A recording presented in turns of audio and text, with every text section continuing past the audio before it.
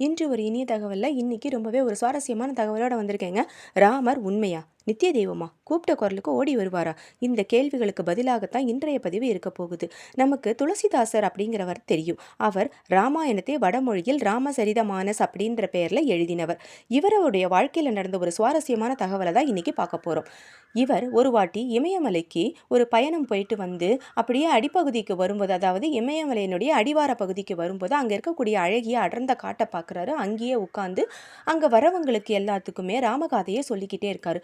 ஒவ்வொரு நாளும் ராமாயணத்தை ஒரு குறிப்பிட்ட இடத்துல அமர்ந்து சொல்லி அந்த கதை முடிஞ்சதுக்கு அன்னைக்கு கதை முடிஞ்ச உடனேயுமே அங்கே இருக்கக்கூடிய ராமர் சிலையை பூஜிச்சுட்டு அந்த பூஜை செஞ்ச நீரை பக்கத்தில் இருக்கக்கூடிய ஒரு மரத்தினுடைய வேரில் கொட்டி விட்டுட்டு வருவாராம்.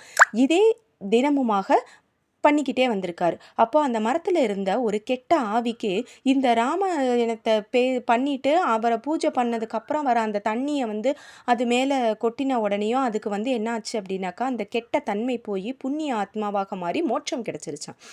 இந்த ஆத்மா இந்த தன்னுடைய நிலைமை கெட்ட நிலைமையிலிருந்து நல்ல நிலைமைக்கு மாறி மோட்சம் கிடைச்சதற்காக இந்த துளசிதாசருக்கு நன்றி சொல்றதுக்காக காத்துக்கிட்டு இருந்துதான்.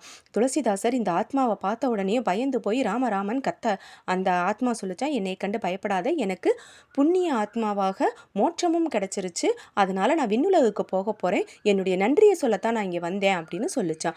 அதுக்கு துளசிதாசர், என்கிட்ட நன்றிக்கு நான் என்ன சொல்லுது, எனக்கு ஸ்ரீராமரை ஒரு வாட்டி பார்க்கணும், அதுக்கு மட்டும் எனக்கு ஒரு உபாயம் சொல்லிட்டு போயேன் அப்படின்னு சொன்னாராம். அப்போ அந்த ஆத்மா சொல்லிச்சான், இதை நீ என்கிட்ட கேட்கக்கூடாது, உன்னுடைய கதையை கேட்கறதுக்காக தினமுமே அனுமன் வராரு, அவர் தினமுமே உன்னுடைய கதையில முதல்ல கடைசியா போவாரு, அவர் தான் அனுமன், அவரை கெட்டியா பிடிச்சிக்கோ, அவர் உனக்கு இதுக்கு உபாயம் சொல்வாருன்னு சொல்லிட்டு விண்ணுலகுக்கு போயிருச்சான். இப்போ இவர் என்ன பண்றாரு, அந்த ஆத்மா சொன்னபடியே அந்த அடையாளத்தோட இருக்கக்கூடிய அந்த பெரியவரை அடையாளம் கண்டுபிடிச்சு அவர் காலை கெட்டியா போய் பிடிச்சுக்கிட்டாராம். எனக்கு நீ ஸ்ரீராமரை காட்டியே ஆகணும், உன்னை விடவே மாட்டேன் அப்படின்னு சொல்ல முதலில் மறுத்த ஆஞ்சநேயர் அதுக்கப்புறம் ஒத்துக்கிறார். அதுக்கு என்ன சொல்றாரு அப்படின்னா, நீ இருந்துக்கிட்டே இரு, உன்னுடைய காதையை சொல்லிக்கிட்டே இரு, இந்த ராம காதையை சொல்லிக்கிட்டே இரு, அவங்களே உன்னை பார்ப்பாங்க அப்படின்னு சொல்லிட்டு போயிடுறாரு.